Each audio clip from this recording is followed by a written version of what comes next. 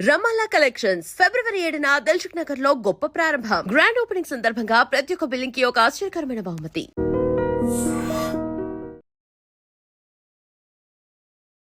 నమస్కారం. Welcome to I dream. ధర్మ మార్గం విత్ విజిత కార్యక్రమానికి స్వాగతం.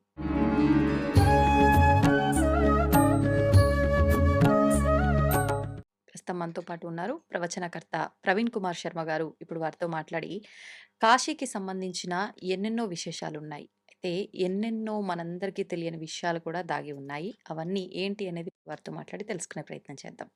నమస్కారం అండి. నమస్తే అమ్మ. ఎలా ఉన్నారు? బాగున్నాను. మీరు ఎలా ఉన్నారు? అవునా తల్లి. ముఖ్యంగా కాశీనగరం. అంటే ఈ యుగం అంతమైనా కూడా కాశీనగరం మాత్రం చెక్కు చెదరకుండా ఎలా ఉందో అలానే ఉంటుంది అని చెప్పి కొన్ని విషయాలు వింటూ ఉంటాం. నిజంగా ఎందుకని? అంటే కాశీ అసలు నిజంగా ఆ మహత్యం చెప్పక్కర్లేదు. అయినప్పటికీ ఎందుకు? అంటే అలాంటి క్షేత్రాలు ఎన్నో ఉన్నాయి. అంత మహిమాన్వితమైనవి ఉన్నాయి. తక్కువవి ఉన్నాయి, ఎక్కువున్నాయి. దేవుడి విషయంలో మనం తక్కువ, ఎక్కువలు మాట్లాడకూడదు. కానీ ఎందుకు అనే రీజన్ గూడా ఉండే ఉంటుంది. ఏంటి ఆ రీజన్? తప్పకుండా తల్లి. దీనికి యుగాంతము కాదు. ప్రళయ కాలంలో హ్మ్. యుగం తర్వాత విషయం ఏంటంటే ఇప్పుడున్న యుగం కలియుగం కదా! ఇప్పుడు 5127 సంవత్సరాలు జరిగింది. 4,32,000 కలియుగం. 4,32,000 తర్వాత మళ్ళీ కృతయుగం వస్తుంది. అప్పుడు ఇక్కడున్న ఆలయాలన్నీ ఉంటాయి. హ్మ్. వాటికేం ఇబ్బంది లేదు. ఏవైతే అప్పుడు అంటే అన్ని ఆలయాలు ఉంటాయి. అన్నీ ఉంటాయి. ఆహా! ఏవైతే పాపాత్ములు ధ్వంసం చేసి వాటిని నాశనం చేశారో అవన్నీ భూగర్భంలోకెళ్ళిపోతాయి. హ్మ్. పాపాత్ములందరినీ శంబల అనే నగరంలో కల్కి ఆవిర్భవించి వాళ్ళందరినీ సంహారం చేస్తారు. మంచి హ్మ్. వాళ్ళందరూ నెక్స్ట్ యుగంలోకొచ్చేస్తారు. ఓహ్! దాదాపు అప్పుడు 4,25,000 సంవత్సరాల తర్వాత మంచి వాళ్ళుండే వాళ్ళందరూ కృతయుగంలోకొచ్చేస్తారు. ఆహాహా! ఎవరైతే పాపం చేసిన వాళ్ళున్నారో, అప్పుడు తప్పులు చేసే వాళ్ళున్నారో వాళ్ళందరినీ ప్రత్యక్షంగా సంహరిస్తూ వెళ్ళిపోతారాయన. అప్పుడున్న ఆలయాలు, ఈ పరిస్థితి అన్నీ గూడా ఉంటాయి. హ్మ్. ప్రళయ కాలంలో ప్రళయకాలం అంటే అప్పుడు ఈ సృష్టి అంతా మునిగిపోతుంది. ఇప్పుడు మనం ఉండేటువంటి భూగోళం కాకుండా ఇతర లోకాల్లో ఉండేటువంటి లోకాలు గూడా మునిగిపోతాయి. అప్పుడు కూడా కాశీ ఉంటుంది. హ్మ్. ఇప్పుడు చూస్తున్న ఆ పడవలు, ఆ మనుషులు, ఆ రోడ్లు అవి ఉంటాయా? కాదు. కాశీ అనేది ఒక దివ్య భూమిక. మనకు కనపడని ఒక రకమైనటువంటి కాశీ విధానం ఉంది. హ్మ్. అది సామాన్యమైన వ్యక్తులు చూడలేరు. 1980 అంతకంటే ముందు బ్రహ్మశ్రీ తాడేపల్లి రాఘవనారాయణ శాస్త్రి గారని చెప్పి ఆయన కాశీకెళ్లారు. ఆ! ట్రైన్‌లో వెళ్తున్నారు. ట్రైన్‌లో వెళ్తుంటే కాశీ దగ్గరికి రాగానే ఆయనకు ఒక పెద్ద జ్యోతిర్లింగం కనపడింది. హ్మ్. మనం ఫ్లైట్‌లో వెళ్తుంటాం. అక్కడ చూస్తాం మనకేం కనపడదు. కాశీ అనేది ఒక ఎయిర్‌పోర్ట్‌లో దిగుతాం. కారు బుక్ చేసుకుంటాం. గుడికెళ్తాం చూసొస్తాం. ఆయన ట్రైన్ ఇంకా కొద్ది దూరంలో కాశీ, వారణాసి రైల్వే స్టేషన్ ఉందనగానే పెద్ద జ్యోతి కనపడింది. ఆహాహా! మనలాంటి వాళ్ళకి కనపడుతుంది. ఆయన ఆ జ్యోతి కనపడగానే చెప్పులు విప్పేసి, ఇంత పెద్దటి జ్యోతిర్లింగంలోనా నేను చెప్పులేసుకొని అడుగు పెడుతున్నదని చెప్పులు కాల్లోనే రైల్వే రైల్వే స్టేషన్‌లోనే వదిలిపెట్టాడు. ఆ రైల్వే స్టేషన్‌కొచ్చాక కూడా ఆయన జ్యోతి కనపడుతూనే ఉంది. ఆ! అడుగు పెట్టట్లేదు. అప్పుడు ఆయన రోజు ఉపాసన చేసే బాలమ్మ ఆ జ్యోతంతా మారిపోయి అందులో నుంచి ఒక అమ్మవారు "రా నాయనా అడుగుపెట్టు" అని పిలిచింది. అబ్బా! హ్మ్. అప్పుడు ఆయన అడుగు పెట్టగలిగాడు. అంతవరకు ఆయన స్థానమే అడుగే పెట్టలేకపోయాడు. ఇంకా రైల్వే స్టేషన్‌లోనే ఉన్నాడు. హ్మ్. అలాంటి యోగ పట్టణం అది. అది జ్యోతి స్వరూపంగా ఉంటుంది. భౌతికంగా ఎన్నైనా కూల్చొచ్చు. అదే ఆలయం ఎన్నో సార్లు ధ్వంసమైంది భౌతికంగా. కానీ అభౌతికంగా దివ్య జ్ఞానం కలిగినటువంటి యోగులు ఈ రోజుటికి ఆ ఆలయాన్ని మొదట ఎలా ఉందో ఇప్పటికి అలాగే దర్శిస్తూ ఉంటారు. అది ఎప్పటికీ ధ్వంసం కాదు అని అర్థం తల్లి. అంటే అక్కడున్న జ్ఞానము, ఆ యోగులు మాత్రం మిగిలుంటారు అనా? యోగులు కాదు అక్కడుండేటువంటి జ్యోతి స్వరూపం. జ్యోతి స్వరూపం. మనం కూడా ధ్యానం అంటే ఒక చేస్తే రకంగా ఆ పరమాత్మ అనే అర్థం ఇక. పరమాత్మ స్వయంగా ఎప్పటికి వెళ్ళిపోడక్కడ. హ్మ్. ఎప్పటికీ ఉంటాడు. హుహు. కాశీలో ఒక తీవ్రమైన కరువొచ్చింది. ఆ కరువొస్తే శివుడు దాన్ని వదిలిపెట్టి ఎళ్ళలేకపోతున్నాడు. కాశీని విడిచి ఉండలేకపోతున్నాడు. హ్మ్. ఊర్ధ్వలోకాల్లో నుంచి రాజులొచ్చి, "స్వామి మీరు కొద్ది రోజులు కైలాసంలో ఉండిరండి. హ్మ్. ఈ కరువును మేము తీరుస్తాం. మేము తీర్చేస్తాం. మేము ఇక్కడ అన్ని సర్దుబాటు చేస్తాం. ఒక్క 2 నెలలు మీరు కైలాసంలో ఉండిరండి" అంటే ఆయన ఒప్పుకోలేకపోయాడు. ఆ! చాలా కష్టంగా కైలాసానికి వెళ్ళొచ్చారు. అలా కాశీ అనేది శివుడికి స్థిర నివాసం. ఎల్లప్పుడూ ఉండేటువంటి భూమి. ఆ! ఆ భూమిలో కొంచెం సాధన చేసిన వారు చూసినా శివుడక్కడ కనపడతాడు. హ్మ్. ఆ లింగాలు మారిపోతూ ఉంటాయి. కానీ అక్కడ ఉండేటువంటి స్థానము ఒక క్షేత్రము లేదా ఒక శక్తిపీఠము, ఒక జ్యోతిర్లింగము అన్నామంటే, ఆ లింగం కాదు ప్రధానం. స్థానం చాలా ప్రధానం. మనం శక్తిపీఠాలు, జ్యోతిర్లింగాలు చూస్తాం. అలాంటి స్థానాల్లో లింగాలు మారిపోతూ ఉంటాయి. కానీ స్థానం ఉంటుంది కదా! హుహుహు. ఇప్పుడు మనం కాశీ తీసుకుందాం. కాశీ జ్యోతిర్లింగం. అక్కడే శక్తిపీఠం కూడా ఉంది. అదే జ్యోతిర్లింగాన్ని అనేక మంది అనేక సార్లు ధ్వంసం చేశారు. కానీ మనం ఇప్పటికి జ్యోతిర్లింగం అనే పిలుచుకుంటున్నాం. ఎందుకు? పోయింది గదా! జ్యోతిర్లింగాన్ని ధ్వంసం చేశారు గదా! లింగము, రాయి అనుకుంటే. హ్మ్. జ్యోతి లింగం. ఆ జ్యోతి స్వరూపంగా లింగం నిరంతరం ఉంటుంది. ఓహ్! ఎల్లప్పుడూ అంటే ఉంటుంది. మనకు కనిపిస్తున్న ఆ భౌతిక ఆకారం లింగ రూపంలో ఉన్నది పోయినప్పటికీ, అందులో ఉన్న ప్రకాశం అలానే ఉంటుంది అని. ఉంటుంది. అవునమ్మా. ఆ ఓకే. భూమికాది. ఆ హ్మ్. మట్టికా శక్తి. ఆ మట్టినే క్షేత్రం అని పిలుస్తున్నాం. ఆ హుహుహుహు. క్షేత్రం ఎల్లప్పుడూ ఉంటుంది. అది ఈ ప్రళయకాలం అయిపోయినా సరే ఆ క్షేత్రం ఉంటుందని అర్థం. హ్మ్. శివుడు ఆ సందర్భంలో తన త్రిశూలాన్ని చెక్కి త్రిశూలం పైన పట్టణాన్ని నిలబెట్టి ఉంటాడు అని అర్థం తల్లి. ఒకప్పటి కాలంలో అండి అంటే పరిస్థితుల రీత్యా ఇప్పుడైతే అప్పటికప్పుడు ఫ్లైట్‌లెక్కి ఒక్క రోజులో పోతున్నారు. మళ్ళీ నెక్స్ట్ డే తిరిగొస్తున్నారు. ఇదంతా చూస్తున్నాం గానీ, అంటే ఏజ్‌తో సంబంధం లేకుండా, వయస్సు పరిమితి లేకుండా ప్రతి ఒక్కరు వెళ్ళాలనిపిస్తే వెళ్తున్నారు. స్వామి దర్శనం చేసుకుంటున్నారు, వస్తున్నారు. ఒకప్పటి కాలంలో పూర్వపు రోజుల్లో మాత్రం కాశీకి వెళ్ళాలంటే ఖచ్చితంగా అన్ని బాధ్యతలు అయిపోయి, అంటే పిల్లల పెళ్ళిళ్ళు అన్నీ అయిపోయి, ఇంక మేము బాధ్యతల నుంచి విముక్తి పొందాము అనుకున్న వాళ్ళు తప్ప మిగతా వాళ్ళు వెళ్ళటానికి లేదు. ఇదే ఒక రూల్ అన్నట్టుగా ఉండేది. నిజంగా ఆ రూల్ ఉందా? అసలు ఇప్పుడెందుకు మరి ఆ రూల్ బ్రేక్ అయింది? ఏంటి? గ్రామాల్లో ఆ రూలు దాదాపు పాటించేవారందరూ. హ్మ్. దానికి ఉన్న ముఖ్య కారణం ఏంటంటే తల్లి, ఉదాహరణకు మనమే హైదరాబాద్‌లో ఉన్నాం. ఇక్కడి నుంచి కాశీకి 1000 కిలోమీటర్లు. ఇక్కడి నుంచి మనం గ్రామాలు పట్టుకొని నడుస్తూ, అడవులు పట్టుకొని నడుస్తూ వెళ్తే 3, 4 నెలలు పైనే పడుతుంది. ఈ 3, 4 నెలలు మళ్ళీ తిరిగి రావటానికి అంతే సమయం. అక్కడ వాళ్ళు తనివి తీరా శివుడిని సేవించుకొని రావాలంటే కనీసం సంవత్సరం నుంచి 2 సంవత్సరాలు ఈజీగా పడుతుంది. అబ్బా! హ్మ్. ఈలోపు ఇక్కడ కుటుంబ సభ్యులేమవుతారు? ఇంకా పెద్దవాళ్ళనుకోండి, అంటే 50 పైన దాటిన వాళ్ళు మనంత స్పీడ్‌గా నడవలేరు. హ్మ్. హ్మ్. రోజుకి 5 కిలోమీటర్లు చాలా ఎక్కువ. అవును. అది నడిచేసరికి మధ్యాహ్నం అవుతుంది. హ్మ్. తినాలి, సేద తీరాలి. మళ్ళీ కొంచెం కిలోమీటర్, 2 కిలోమీటర్లు నడవాలి. ఎక్కడైనా సత్రం వస్తుంది. తినాలి, పడుకోవాలి. ఆ! ఇంత ప్రాసెస్‌లో వెళ్ళటానికి సంవత్సరం పట్టినా ఆశ్చర్యపోనక్కర్లేదు. అవును. లేదా 2 ఏళ్ళు పట్టినా ఆశ్చర్యపోనక్కర్లేదు. ఇదే వయసులో ఉన్న వాళ్ళకి బాధ్యతలుంటాయి, పిల్లలుంటారు, కుటుంబం ఉంటుంది. ఈ వ్యవస్థలన్నీ దృష్టిలో పెట్టుకొని అది రూల్ కాదు. అప్పుడు వాళ్ళు పెట్టుకున్న విధానం అంతే. రూల్ అయితే కాదు. హ్మ్. పర్టిక్యులర్‌గా ఇది పాటించాలనేదైతే ఎవరు లేరు. చిన్న పిల్లవాళ్ళు గూడా కాశీకెళ్ళేవారప్పుడు. ఆహా! రామానుజుల వారి జీవిత చరిత్రలో చూస్తే వారు విద్యాభ్యాసంలోనే కాశీకి వెళ్ళిన సందర్భం ఉంది. కాశీకి వెళ్తుంటే ఆయన పైన దాడి జరగటం, ఆయన పక్కకొచ్చేయటం అది మళ్ళీ వేరే సంగతి. చిన్న వయసులో ఉండేవాళ్ళు గూడా కాశీకి ప్రయాణం అయ్యేవారు. ఆ! కాశీలో అప్పుడు ఎక్కువ కాలం ఉండి 9 రోజులని కొంతమంది, 9 నెలలని కొంతమంది, 9 ఏళ్ళని కొంతమంది, 9 ఏళ్ల నుంచి ఉన్నవాళ్ళున్నారు. ఇక జీవితాంతం అక్కడే ఉందామని కొంతమంది, వర్క్ ఫ్రమ్ కాశీ అని చేసేవాళ్ళు కొంతమంది. ఓహ్! వర్క్ ఫ్రమ్ కాశీ చేసేవాళ్ళున్నారమ్మా. హ్మ్. అలా పెట్టుకున్న వాళ్ళు వాళ్ళ జీవితాన్ని ఇక్కడుండేటువంటి ఈ లైఫ్‌తో అటాచ్‌మెంట్స్ అంతా తొలగించుకొని, అక్కడి లైఫ్‌తోనే అటాచ్‌మెంట్ పెంచుకోవటం కోసం హ్మ్. శివుడిని, కాలభైరవుడిని, విశాలాక్షిని, అన్నపూర్ణమ్మని సేవిస్తూ నిరంతరం అక్కడుండేవాళ్ళు ఉంటారు. అందుకోసం ఏంటంటే వయసు రీత్యానే చెప్పారు. హుహుహుహు. అంటే వెళ్ళి రావటానికి ఒక 50 ఏళ్ల పైనున్న వ్యక్తికి 5, 6 ఏళ్ళు పడుతుంది. 5, 6 ఏళ్లలో ఇక్కడ కుటుంబం, ఇక్కడ వ్యవస్థ. ఇంకా ఏం చేసేవారంటే పేపర్ పైన సంతకాలు గూడా పెట్టేవారు. ఎందుకండి? ఆస్తి లావాదేవీలా? ఆ! ఆస్తి విషయాల్లో పోతే వస్తాడో రాడో ఇంకా అని. అంతే. పూర్తి స్థాయిగా సంతకాలు గూడా పెట్టేవారు. హుహు. తిరిగొచ్చిన వాళ్ళకి మహారాజు సన్మానం గూడా చేసేవారు. అబ్బా! ఆ హ్మ్. గంగాజలంతో ఊర్లంతా ప్రోక్షణ చేయించేవారు. ఆ! స్వయంగా మొదటగా మహారాజే ప్రోక్షణ చేసుకొని ఊరంతా గూడా చల్లించుకునేవారు. అంటే హ్మ్. తిరిగొచ్చిన వాళ్ళకి చాలా పెద్ద వేడుక చేసేవారు. కాశీ నుంచొచ్చారు. ఇదెప్పుడో కాదు. హ్మ్. కరెక్ట్‌గా ఒక 50, 60 ఏళ్ల కిందట సంఘటనే. ఇప్పటికైనా కాశీకి వెళ్ళి వచ్చిన వాళ్ళకి అంటే ఇంత రిస్క్ లేని సందర్భాల్లో వెళ్ళొచ్చినప్పటికీ ఖచ్చితంగా వాళ్ళకి నమస్కారం చేసుకొని, వాళ్ళ ఆశీర్వాదం తీసుకోవడము ఇలాంటివి గూడా జరుగుతున్నాయి. పాటిస్తున్నారు. ఉన్నాయి. ఉన్నాయి. ఇది హ్మ్. సామాన్యమే. ఇప్పుడు కాశీకి వెళ్ళటం వరకు బావుంది. వెళ్ళిన తర్వాత అక్కడ ఖచ్చితంగా గంగా స్నానం. ఇంక మన నెత్తిపైనున్న భారమంతా ఒక రకంగా పాపాలు అంటూ ఉంటారు. పాపాలు తొలగిపోతాయి, నశిస్తాయి ఒక్కసారి ఆ నదిలో మనం మునకేస్తే అని అంటూ ఉంటారు. ఏంటి ఆ విశిష్టత గురించి? గీత, గంగ, గాయత్రి. ఈ మూడింటిలో ఏది పట్టుకున్నా మళ్ళీ మనం పుట్టం తల్లి. గీతని పట్టుకున్నా పుట్టం, గాయత్రిని పట్టుకున్నా పుట్టము, గంగని పట్టుకున్నా ముట్టము హ్మ్. పుట్టము.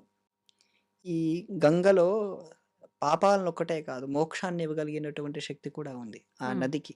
కనపడేటువంటి భౌతికంగా ఆ శక్తి ఎంతో ఉంది. ఆ! అక్కడ మామూలుగా అందరూ వెళ్తారు. స్నానం చేస్తే కాదు. సంకల్పం చెప్పుకొని స్నానం చేయాలి. ఆహా! అంటే ఆచమనం చేయాలి. ఆ! ఆ నదిని పూర్తి స్థాయిగా దేవతగా భావించాలి. మునకలు మాత్రమే వేసి రావాలి.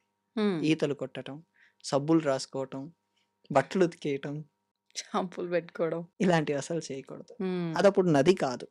కేవలం నీళ్లు పారేది. అంటే మనం ఎలా భావన చేసి, ఎలా అక్కడ ఆ విధానం ఆచరిస్తే ఆ రకమైన ఫలితమే. యత్ భావం తద్భవతి. అంతే కదమ్మా!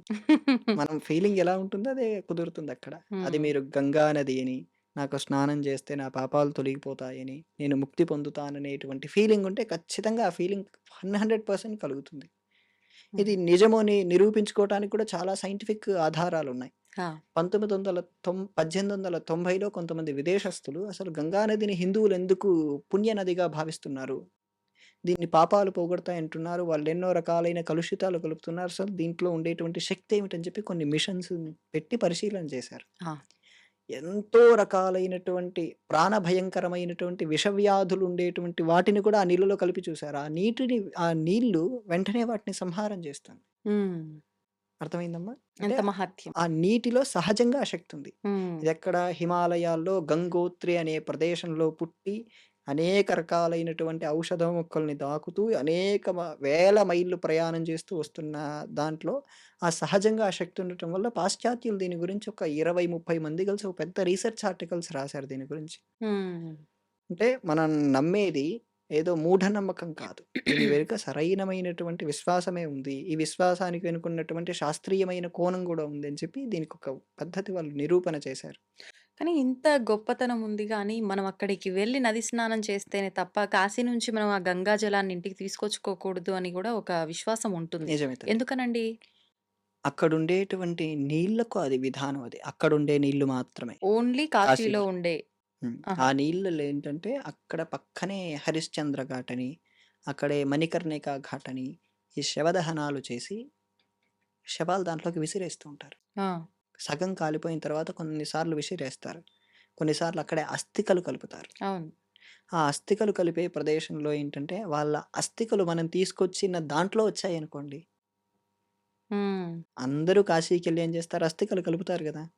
ఆ అస్థి మనం తీసుకొచ్చిన దాంట్లో ఉంటే ఏమవుతుంది హ్మ్. ఏమవుతుందండి? తెలుసా? అసలు అస్థికలు ఎందుకు కలుపుతారు? ఈ ప్రశ్న వేసుకుంటే ఇది తెలుస్తుంది. హ్మ్.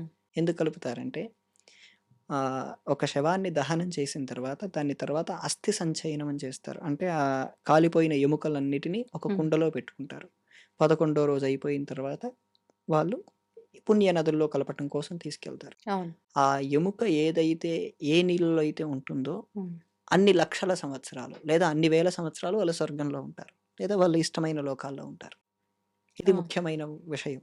హుహుహు. ఆ ఎముక కరగటం ఎప్పుడైనా చూసారా మీరు? ఆహా!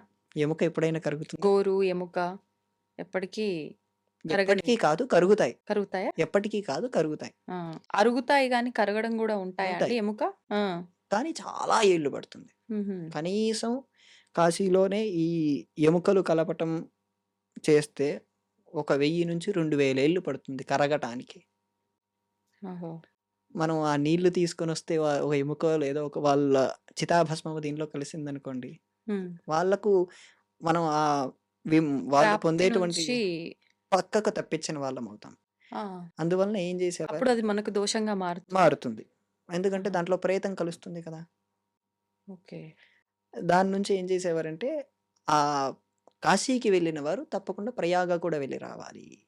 మరిప్పుడు మనం అందులో మునకేసినప్పుడు మాత్రం ఆ అస్థి మన అందులో రాదు. కలిసిపోయిన రాదు. నీళ్ళల్లోనే మనం మునకేస్తున్నాం గదా! అప్పుడు వర్తించనిది మనం బాటిల్‌లో తెచ్చుకొని మనం చల్లుకున్నంత మాత్రాన తప్పేముందండి?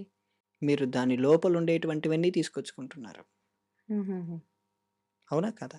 అంటే మునిగితే మనకున్నయి వదిలేస్తాము. బాటిల్‌లో పట్టుకొచ్చుకుంటే లేనివి తెచ్చుకుంటున్నాము అని. తెచ్చుకుంటున్నాం. అందుకే ఏం చేసేవారంటే ప్రయాగకు వెళ్ళమని నిర్ణయం ఉంది. అక్కడి నుంచి ప్రయాగకు వెళ్ళేవారు. ప్రయాగలో గంగా, యమున, సరస్వతి సరస్వతి. 3 కలిసే ప్రదేశంలో నుంచి తీసుకొచ్చేవారు. హుహుహు. అక్కడి నుంచి తెచ్చుకోవచ్చు. అక్కడి నుంచే తెచ్చుకోవాలి. ఓకే. ఈ నది ఇక్కడ మళ్ళీ అస్థికలు కలపటం అదంతా దూరంగా జరుగుతుంది. మనం స్నానం చేసే ప్రదేశాల్లో ఇదంతా జరగదు. అవును. అది వేరే పక్కన జరుగుతుంటుంది. మనం తీసుకునే ప్రదేశము వేరుగా ఉంటుంది. హ్మ్. అందువల్ల ఇక్కడ తెచ్చుకుంటారు. ఇప్పుడు మీరన్నట్లు అన్నీ ఆ ఘాట్లల్లో ఖచ్చితంగా శవదహనాలు అవి మళ్ళీ గంగా నదిలో అమ్మఒడిలోకి చేర్చడము ఇవన్నీ చూస్తూ ఉంటాం. హ్మ్. మహాశ్మశానం అని చెప్పి పిలుస్తూ ఉంటారు కాశీని. ఎందుకని అంటే ఎన్నెన్నో క్షేత్రాలున్నాయి. పర్టిక్యులర్‌గా మరణించిన వారి కోసం అని చెప్పి కొన్ని కొన్ని సెపరేట్‌గా అవి వేరే విధానాలున్నాయి. ఎందుకని విశేషంగా ఈ క్షేత్రంలో ఇంత విధానాన్ని ఎందుకని పెట్టడం జరిగిందంటారు? పశుపతినాథ దేవాలయాన్ని చూస్తే ఆ! భాగమతి నది ఒడ్డున గూడా ఇలా చేస్తారు కదా! అవునండి. అక్కడ గూడా ఇలానే చేస్తారు. దాన్ని కూడా వాళ్ళు అక్కడ మహాశ్మశానం అని గూడా ఇదే పిలుస్తారు. విధంగా గంగా హారతి, అక్కడ గూడా ఇదే విధంగా అది ఉత్తర కాశో, దక్షిణ కాశో ఏదో పిలుస్తారు. అవును. పిలుస్తారు. హ్మ్. వాళ్ళు కూడా ఇలాగే భావిస్తారు. అక్కడ గూడా ఆ నీళ్లు తీసుకోరు. ఆ హ్మ్. నీళ్లు కూడా తీసుకొని ఇంట్లికి చల్లటం లాంటివి ఆ భాగమతి నది నుంచి చెయ్యరు. హ్మ్. హ్మ్. గమనించారా మీరు? అంత ఐడియా లేదు. నేను వాటర్ తెచ్చుకోవడం గురించి గానీ, హ్మ్. సేమ్ ఇదే. ఇంకా ఉత్తర కాశీ, దక్షిణ కాశీగా ఈ 2 పిలువబడతాయి. ఈ 2 క్షేత్రాల్లో సిమిలర్‌గానే జరుగుతాయి వ్యవహారాలని మాత్రం తెలుసు. మహాశ్మశానం అనే పదానికి అర్థం ఏంటంటే మనోశ్మశానం అని అర్థం. మనసు పూర్తిగా శివుడిలో లయమయ్యే ప్రదేశం కాబట్టి దానికి మహాశ్మశానం అని పేరు. హ్మ్. ఆ పదానికి అర్థం అది. ఓకే. ఓకే. మిగతా ఎక్కడ అంత స్థాయి జరగదు. ఎందుకంటే ఈ ప్రపంచంలో, ఈ విశ్వంలో ఉండే సమస్తమైన దేవతలు కాశీలోనే ఉంటారు. దశమహావిద్యలంటారా? కామాఖ్య, అస్సాంలో ఉండే దేవతలు గూడా ఇక్కడే ఉన్నారు. హ్మ్. దశమహావిద్యల ఆలయాలు ఇక్కడే ఉన్నాయి. హ్మ్. నవగ్రహాలు, నవగ్రహాలందరూ శివలింగాల రూపంలో మనకు కాశీలో కనపడతారు. అవును. బృహస్పతేశ్వర ఆలయం, శుక్రేశ్వర ఆలయం అక్కడ అందరూ తవ్వి శివుడి కోసం తపస్సు చేసిన ఆలయాలన్నీ కాశీలోనే ఉన్నాయి. అష్టభైరవులు, గణపతులు, 56 56 గణపతులు. ద్వాదశాదిత్యులు, అవును. 12 ఆదిత్యులు. హ్మ్. హ్మ్. ఏ దేవత అమ్మవార్లు. శక్తిపీఠం ఉంది. శక్తిపీఠం. శక్తిపీఠాన్ని ఆధారం చేసుకొని మిగతా చాలా అమ్మవార్ల ఉన్నాయి. ఆలయాలున్నాయి. ఉన్నాయి. అవును. విష్ణుమూర్తి ఆలయాలు 56 పైనే విష్ణుమూర్తి 46 పైనే విష్ణుమూర్తి దేవాలయాలున్నాయి. హ్మ్. బిందు మాధవుడనే మనకొకరికి తెలుసు. అవును. అవును. కానీ అలాంటి మాధవ స్వామి వారి దేవాలయాలు 56 పైనే ఉన్నాయి. అక్కడ కృష్ణుడి ఆలయం గూడా ఒకటి పెరుగుతూ ఉన్న ఆలయం అంటే స్వామి పెరుగుతూ ఉంటారు అని చెప్పి గూడా ఏదో ఆలయం ఉంది అని అన్నారు. అవును. అవునమ్మా. హ్మ్. అనేక ఆశ్రమాలు ఉన్నాయి. అనేక మంది ఎవరు ఏం కావాలన్నా కాశీలోనే దొరుకుతాయి. హ్మ్.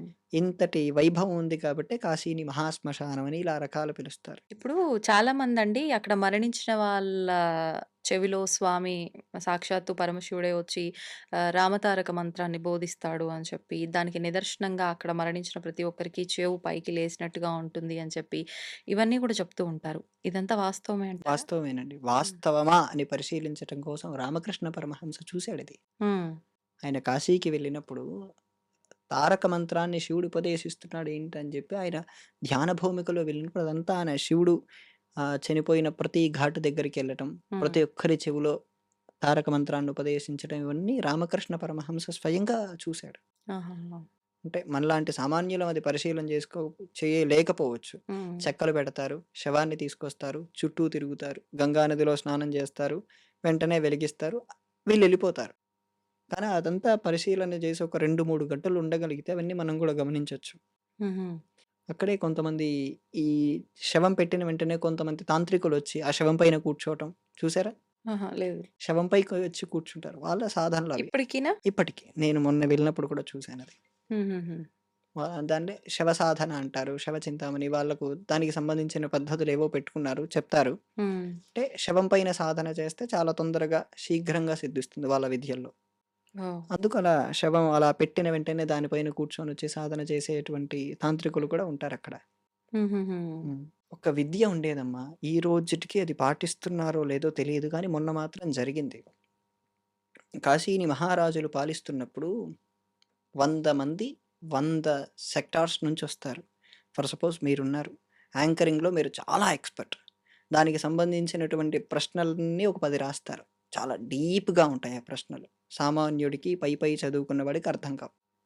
ఇంకొకతనున్నాడు. అతడు బాగా తర్కం అంటే లాజిక్‌గా ఆ విషయంలో చాలా బాగా చేయగలడు. ఆయన ఓ 10 ప్రశ్నలు రాస్తాడు. సామాన్యులకు అర్థం కావు.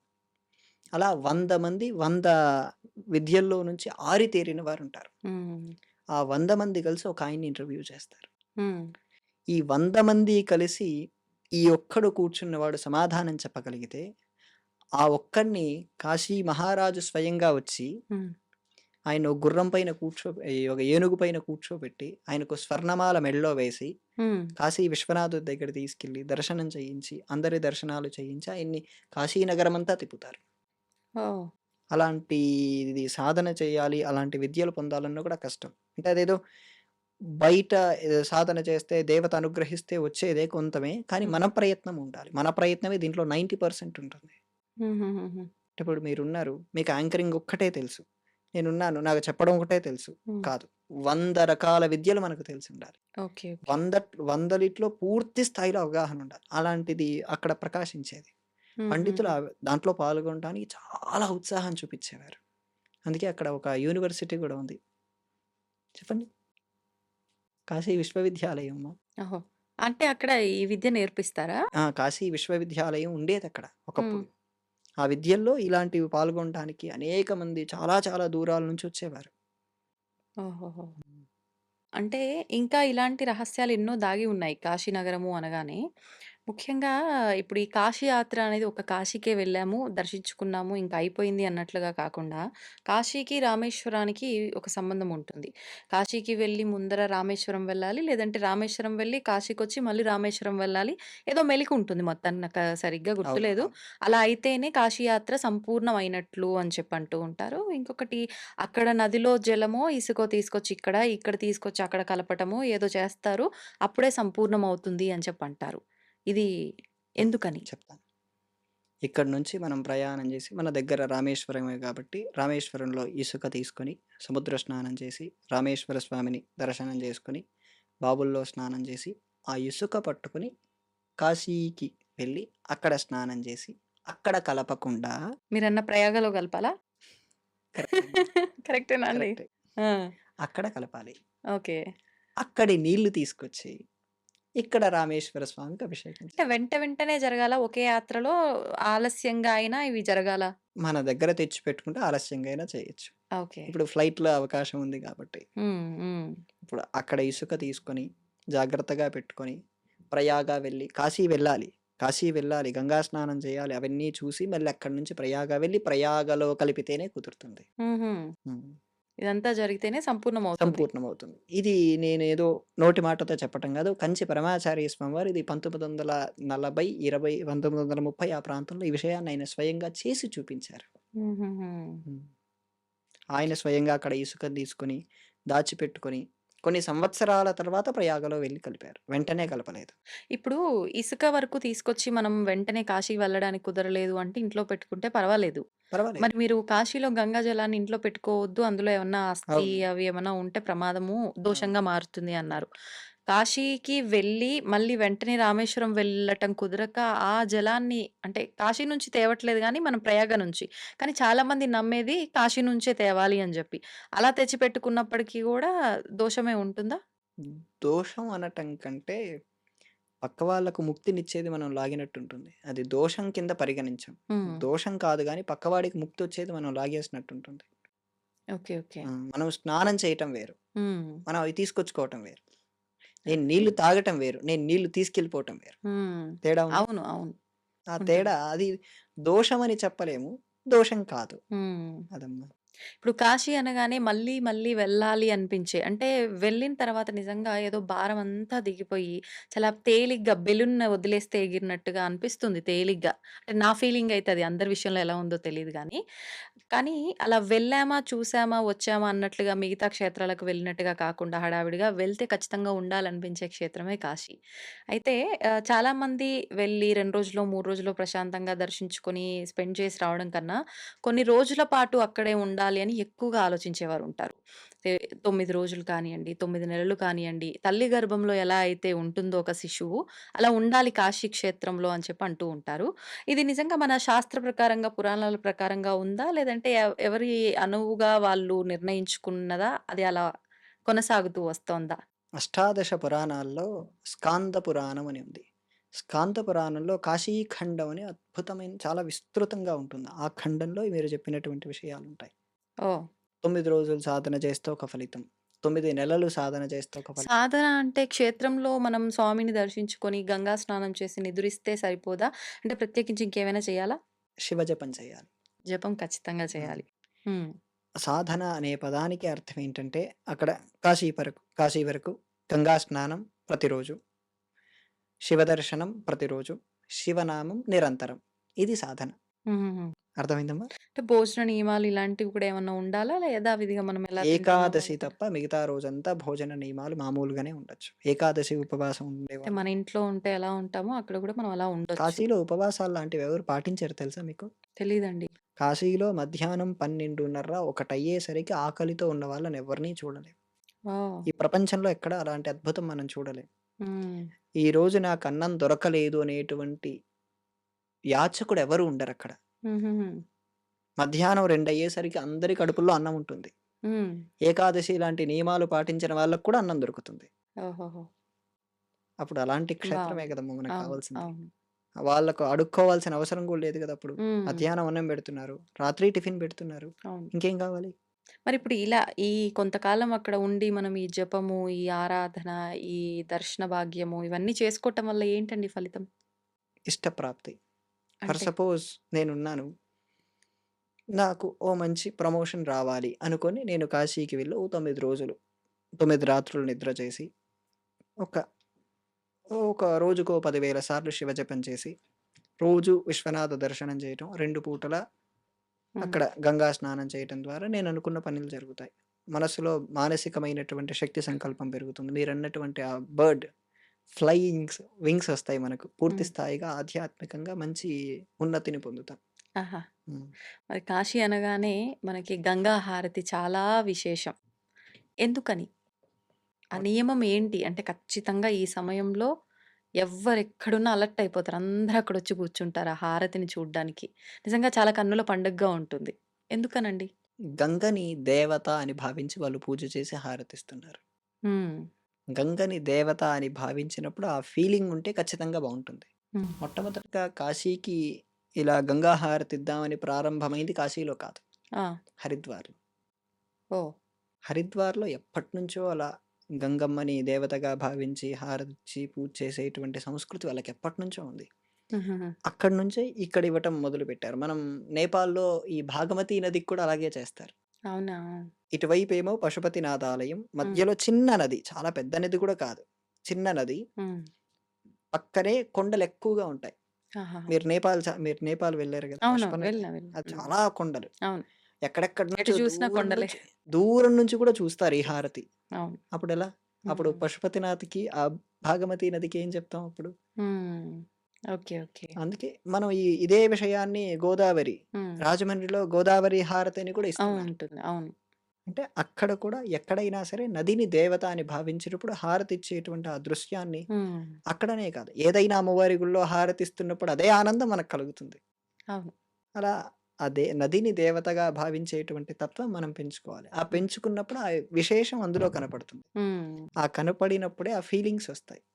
లేదంటే అక్కడ ఫారినర్స్ చూస్తూ ఉంటారు. వాళ్ళేదో ఇచ్చేటువంటి చేతులు స్టైల్‌గా తిప్పటం, ఈ పద్ధతులకే వాళ్ళు ఆశ్చర్యపోతారు గానీ, ఈ విషయాలు వాళ్ళకర్థం కావు కదా! ఆ! అయితే కాశీనగరంలో ఉన్న భైరవులు, కాలభైరవులు మనం అష్టభైరవులు అని చెప్పి ఇందాక మాట్లాడుకున్నాము. అయితే క్షేత్రపాలకుడిగా కాలభైరవుడు ఉన్నాడు. కాలభైరవ ఆలయంకి ముందర ఉండే ఆ గుండం నీళ్ళతో కూడి ఉన్నది ఏదైతే ఉందో, అంటే కొన్ని కొన్ని ప్లేసెస్‌లో ఒక్కొక్క దగ్గర అంతే తెలియకుండా రహస్యంగా ఉన్న భైరవ ఆలయాలు కూడా ఉన్నాయి. నేను వెళ్ళినప్పుడు విన్నదేంటంటే ఆహ్, ఎవరైనా దండయాత్రకొచ్చినా, లేకపోతే ఏదైనా కొన్ని పరిస్థితుల్లో ఎవరైనా దాడి చేయడానికొస్తే, సంహరించి దాంట్లో వేసేవారు అన్నట్లుగా కూడా కొన్ని విషయాలు నేను వినటం జరిగింది. ఇలాంటివి నిజంగా జరిగాయా కాశీనగరానికి సంబంధించి? అసలు ఈ భైరవుల యొక్క పాత్ర ఏంటి అక్కడ అష్టభైరవుల పాత్ర? అష్టభైరవుల కంటే అష్టభైరవులకు మూలమైన వాడు కాలభైరవుడు. హ్మ్. అష్టభైరవులే ఒకే భైరవుడే అష్టభైరవులుగా వెళ్ళాడు. హ్మ్. ఆ అష్టభైరవులు ఆవిర్భవించిన పద్ధతి ఒకసారి చూస్తే మీకిది అర్థమవుతుంది. హ్మ్. లింగోద్భవ కాలంలో శివలింగం ఆవిర్భవించింది. అవును. వరాహస్వామి రూపంలో విష్ణుమూర్తి కిందికెళ్ళాడు. అవును. హంసను పట్టుకొని బ్రహ్మ బ్రహ్మదేవుడు పైకెళ్ళాడు. పైకి. ఆ! మధ్యలోకొచ్చారు. ఆ సంఘటనంతా నేనెళ్ళట్లేదు. హ్మ్. మధ్యలోకొచ్చారు. వచ్చినప్పుడు బ్రహ్మదేవుడు అబద్ధం చెప్పాడు. నేను నీ అంతు చూశాను అని. చూస్తే అప్పుడు దానికి సాక్ష్యంగా గోవుని, మొగలి పువ్వుని కూడా చూపించాడు. తర్వాత శివుడు చూడలేదు అని నిర్ధారించుకొని శివుడి ఆ శివుడిలో నుంచి ఈ ఉగ్రుడైనటువంటి కాలభైరవుడు బయటకొచ్చి శివుడు 5వ తలని తీశాడు. ఓహ్! శివుడు సంహారం చేయలేదు. హ్మ్. శివుడిలో నుంచొచ్చినటువంటి ఉగ్రమైన శక్తి అబద్ధం చెప్పినందుకు బ్రహ్మతలని. హ్మ్. అబద్ధం చెప్పినందుకు ఉగ్రమైన శక్తి శివుడిలో నుంచొచ్చిన శక్తి కాలభైరవుడు. ఆయన తీశాడు. సాక్షాత్తు శివుడే ఇంక. శివుడే. శివుడే ఉగ్ర రూపంలో హ్మ్. వచ్చి అబద్ధం చెప్పినందుకు ఆ పై తలని తీశాడు. ఓహ్! అక్కడి నుంచి ఆయన తల తీసినప్పటి నుంచి ఆ తల చేతికంటుకొనుంది. ఆ చేతికంటుకొని ఆయన ప్రతి క్షేత్రాన్ని వెళ్తూ ఉన్నాడు. హ్మ్. ప్రతి క్షేత్రంలో స్నానం చేస్తున్నాడు. ఆ తల వెళ్ళిపోవటం లేదు. కాశీకొచ్చాడు. అన్నపూర్ణమ్మ దగ్గర అదే తలలో భిక్ష పట్టుకొని తిన్నాడు. హ్మ్. మీరు ఈ పిక్చర్‌ని చూసే ఉంటారు. ఇది అవును. కాశీలో జరిగింది. హ్మ్. అక్కడ తిన్నాడు. వెళ్ళిపోలేదు. అక్కడ స్థిరమైపోయాడు. ఆహాహా! అంతకంటే ముందు ఆయన బద్రీనాథ్ వెళ్లారు. దానికంటే ఆ యాత్ర తర్వాత బద్రీనాథ్ వెళ్లారు. బద్రీనాథ్‌లో బ్రహ్మకపాలం అనే ప్లేస్ ఉంటుంది. అక్కడ స్నానం చేయగానే ఆయన చేతికి ఆ తల ఊడిపోయింది. హ్మ్. అలా ఆయన ఒక్కొక్క ప్లేస్‌కి వెళ్ళినప్పుడు, ఒక్కొక్క స్వరూపాన్ని చూపించినప్పుడు, ఒక్కొక్క రూపం ఆవిర్భవించింది ఆయన లోపల నుంచి. ఆహాహా! ఆ రూపాలే 8 రూపాలుగా మారాయి. అవి రురు భైరవుడు, కాల భైరవుడు ఇలా రకాలుగా ఉన్నాయి. హ్మ్. ఆ భైరవుల్లో మీరు చెప్పినటువంటి భైరవ కుండంలో స్నానం చేస్తే వ్యాధులు మొదటగా తొలగిపోతాయి. వెంటనే మనకు తెలిసిపోతుంది. హుహుహు. వ్యాధులు వెంటనే అంటే చర్మ వ్యాధులు ఉన్న వాళ్ళకి ఆ! చాలా తొందరగా తొలగిపోతాయి. ఓకే. ఓకే. సంహారం చేసినది ఆ భైరవుడు కాదు. హ్మ్. భైరవ సాధన చేసేటువంటి భైరవులు. ఓహ్! భైరవ సాధన చేసే వాళ్ళని భైరవులు అని పిలుస్తారు. హ్మ్. ఆ భైరవులు ఎన్నో సంవత్సరాల నుంచి అక్కడ సాధన చేసేవారు. భైరవ సాధన చేస్తూ ఉండేవారు. హ్మ్. ఇలా ఆలయాన్ని ధ్వంసం చేద్దాం అని వచ్చినప్పుడు వాళ్ళ తలల్ని తీసి అందులోనే వేశారు. అది అప్పుడు అది వాస్తవం అయితే. వాస్తవం. హుహుహుహు. అందరిని కాదు. అలా అందరిని అనుకుంటే ఔరంగజేబు లాంటి వాళ్ళొచ్చినప్పుడు ఆలయాలు ధ్వంసం అయింది. అవును. అవును. హ్మ్. అందుకే కాలం, కర్మ అనేటువంటి 2 విషయాలను మనం గుర్తుపెట్టుకోగలిగితే ఆ సందర్భానికి ఆ సాధకులు లేరు మళ్ళీ. హ్మ్. వాళ్ళు వెళ్ళిపోయారు. ఆ ప్రాంతాన్ని విడిచిపెట్టి వెళ్ళిపోవటం, లేదా వాళ్ళు శరీరాన్ని విడిచిపెట్టడం జరిగింది. హ్మ్. ఆ సమయానికి విధి నిర్ణయం ఆ శివలింగం ఉండకూడదు హ్మ్. అనేటువంటిది విధి నిర్ణయం. ఆ! అందువలన వీళ్ళు కూడా ఆపలేకపోయారు.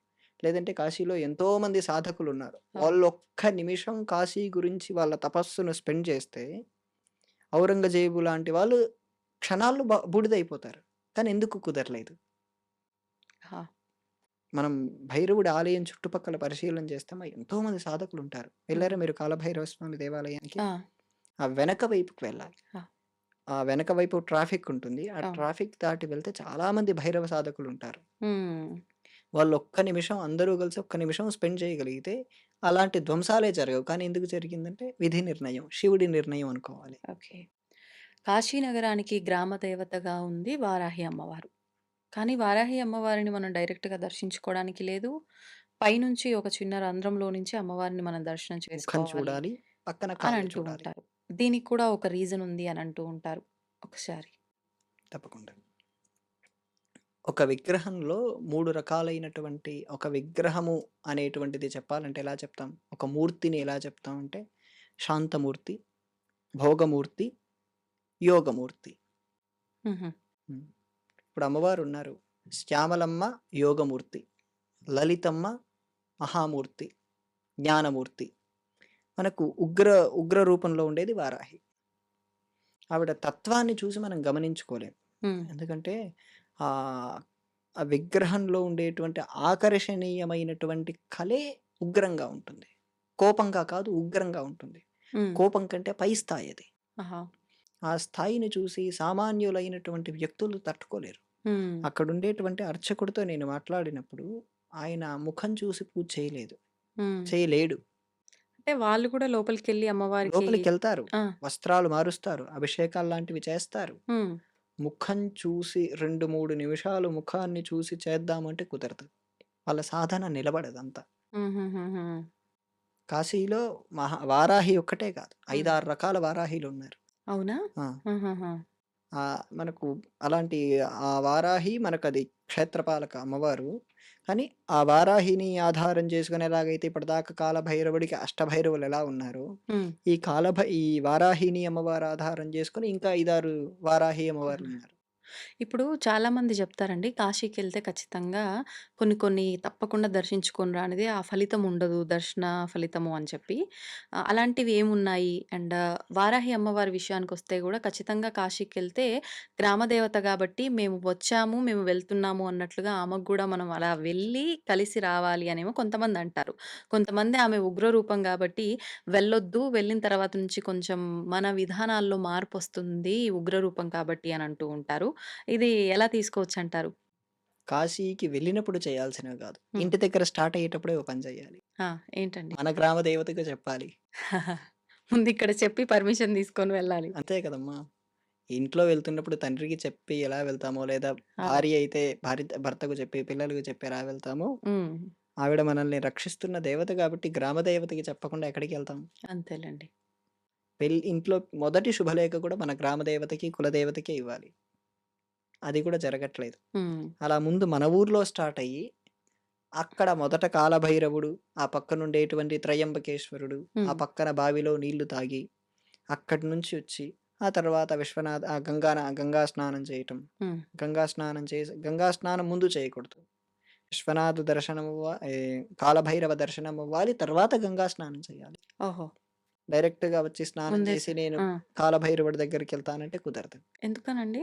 కాలభైరవుడు ఒప్పుకోడు గదా! ఎంట్రీ పాస్ పొందాలి గదా! మనం శివుడి హుహుహు. దగ్గరికెళ్ళాలంటే ఫస్ట్ పాస్ హాజరక్కడ. హ్మ్. హ్మ్.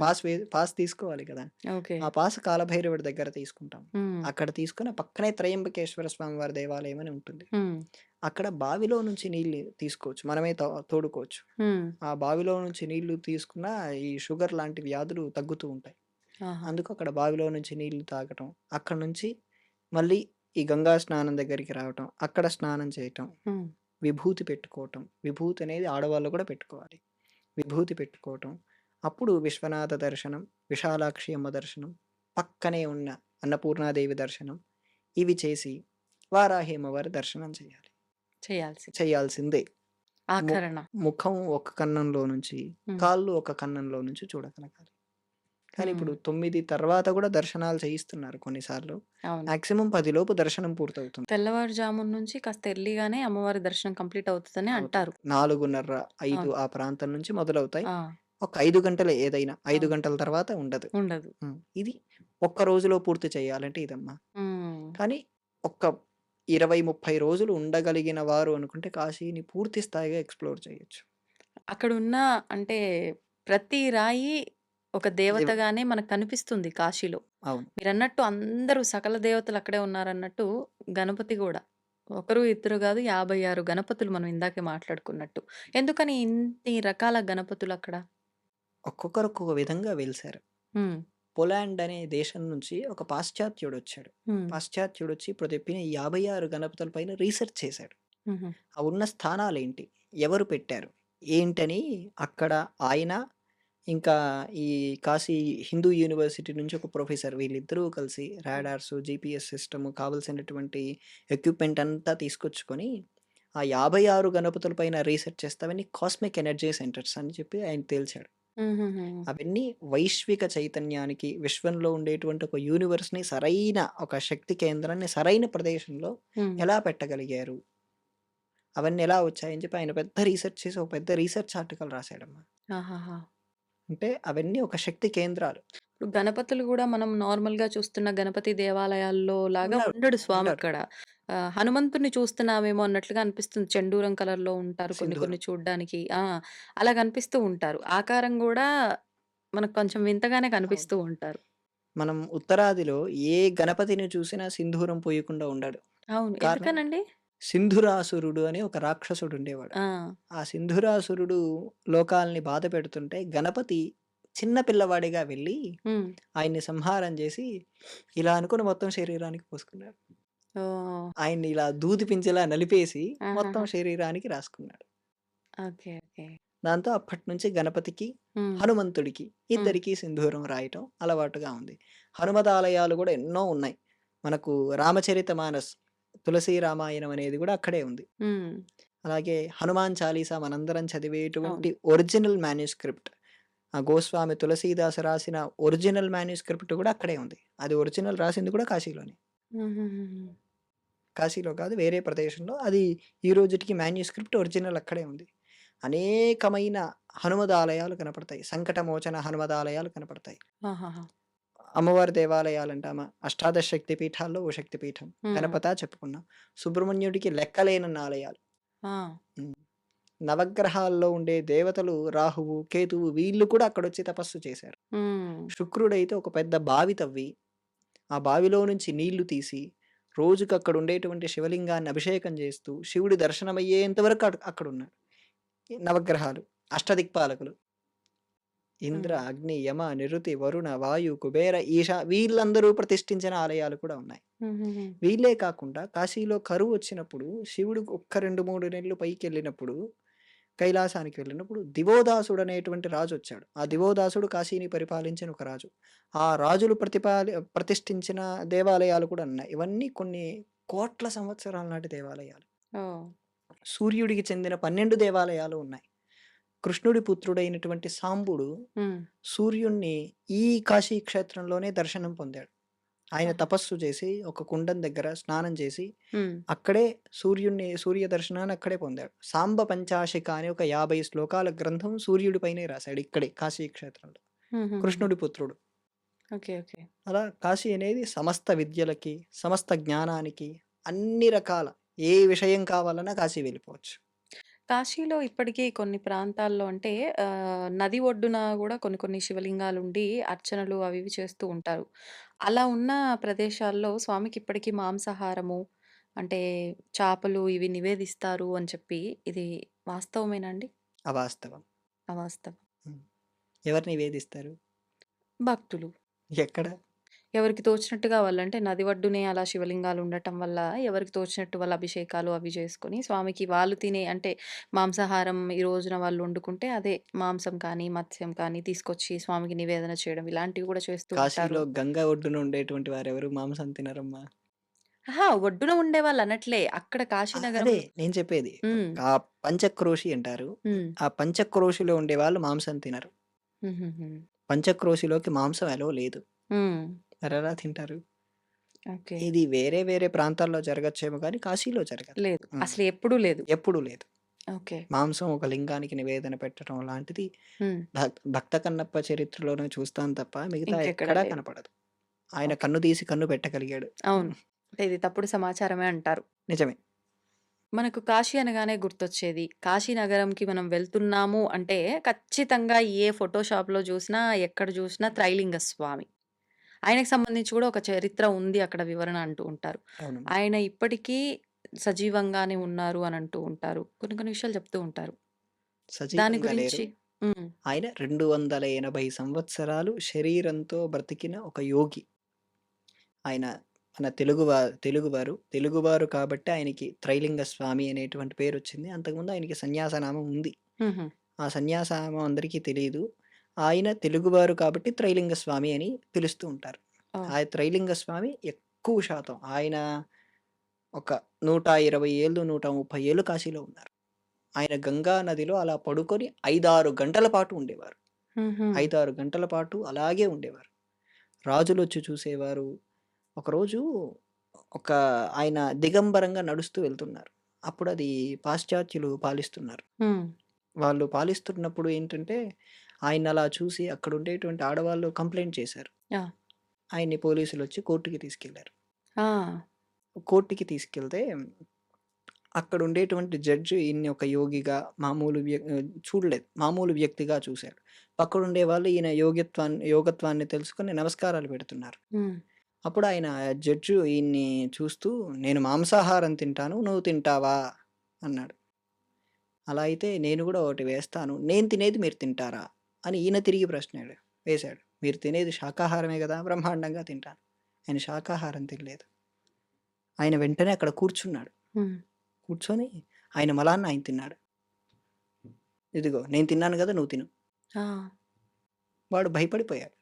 అప్పటినుంచి ఆయన ఒక బిల్ పాస్ చేసాడు. ఎవరు ఈ త్రైలింగ స్వామి జోలికెళ్ళకండి. ఆయన మహిమాన్వితుడు. ఇది మనలాంటి వాళ్ళకి ఇది ఆశ్చర్యం అవ్వచ్చు గానీ, అలాంటి సిద్ధ స్థాయికెళ్ళినప్పుడు అవి చాలా సామాన్యమైన విషయం. హ్మ్. వాళ్ళకు సమస్తము బ్రహ్మంగానే కనపడుతుంది. ఆయన 280 ఏళ్ళు బ్రతికినటువంటి ఒక యోగి. అలాంటి వ్యక్తుల్లో చెప్పుకోదగ్గ యోగి 196 ఏళ్ళు బతికిన ఒకాయన కీనారాం బాబా గోరి అని చెప్పి కాశీలోనే ఉండేవారు. ఆయన పాకిస్తాన్‌లో ఈ బెలూచిస్తాన్‌లో హింగ్లాజ్ దేవి అని ఒక అమ్మవారున్నారు. 108 శక్తి పీఠాల్లో ఒక అమ్మవారు. ఆ అమ్మవారిని హింగులా కాళీగా ఆరాధించేవారు.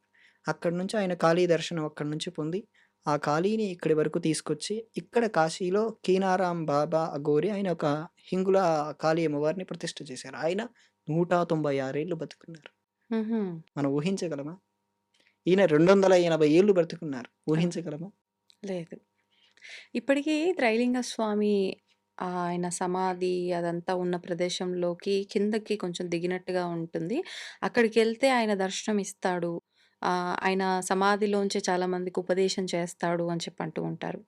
ఇవన్నీ వాస్తవాలా అండి? ఆయన్ని సమాధి చేయలేదమ్మా. హ్మ్. ఆయన చనిపోయేటప్పుడే చెప్పాడు. ఎలా నన్ను హ్మ్. చెయ్యాలి. యోగులు శరీరాల్ని ఏం చేస్తారు అనేటువంటి విషయం గురించి మనం చాలా సార్లు మాట్లాడుకున్నాం పూర్వ విషయాల్లో. ఈయన శరీరాన్ని ఏం చేశారంటే ఒక బాక్స్‌లో పెట్టి గంగా నదిలో వదిలేశారు. ఊరంతా తిప్పి హ్మ్. కాశీ అంతా గ్రామోత్సవంలా చేసి గంగా నదిలో వదిలేశారు. కొద్దిసేపయ్యాక ఆ బాక్స్ వెళ్ళిపోయిన తర్వాత ఆ బాక్స్ ఓపెన్ చేసి చూస్తే అందులో ఆయన లేరు. ఆ ప్లేస్‌లో గులాబీ రెక్కలు ఏదో పూల రెక్కలొచ్చాయని చెప్పి నదిలో వదిలేశారమ్మా ఆయన శరీరం. బాక్స్‌లో పెట్టి వదిలేశారు. ఆ పూల రెక్కలు. విన్నా నేనిదేదో. పువ్వులు కనపడ్డాయి. ఆ! ఆ పువ్వులే ఆయన ఏ ఆశ్రమంలో అయితే ఉండేవాడో ఆ ఆశ్రమంలో పెట్టేసి అక్కడ ఓ సమాధి ఆ! కట్టారు. సమాధి కంటే అదొక ఆలయం కట్టారనుకోవాలంతే. కానీ ఆయన మళ్ళీ తిరిగి వస్తారు అని గూడా ఏదో చెప్పారు అని అంటారు. అలా ఉందా? ఆయననే కాదు చాలామంది యోగులు ఇప్పుడు రావటానికి సిద్ధంగా ఉన్నారు. ఎందుకంటే దేశం చాలా క్లిష్ట పరిస్థితుల్లో ఉంది. రావాలని చాలామంది యోగులు సిద్ధంగా ఉన్నారు. హ్మ్. సరైన క్షేత్రం, సరైన బీజం కోసం వాళ్ళు ఆగి ఉన్నారు. హుహు. సిద్ధలోకాల్లో వాళ్ళున్నారమ్మా ఇప్పటికి. ఓకే. హ్మ్. మనకు కాశీ అంటే గుర్తొచ్చే గురువులు, యోగులు వీళ్ళేనా? ఇంకెవరైనా ఉన్నారా?